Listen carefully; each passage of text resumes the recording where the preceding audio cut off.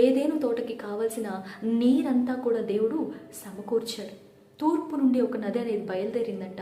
అది 4 శాఖలుగా మారింది. పీషోను, Gihon, హిద్దెకలు, Euphrates. అయితే నీటిని సమకూర్చాల్సిన అవసరం లేదు.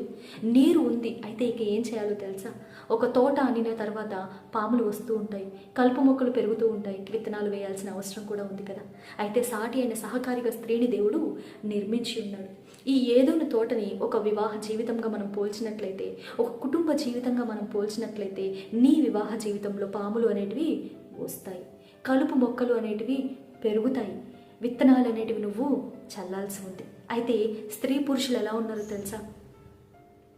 తన యొక్క స్పౌస్ని, అంటే తన యొక్క భాగస్వామిని పాములాగా చూస్తూ ఉన్నారు. పాము వేరే ఉన్నారు. ఎవరంటే అపవాది.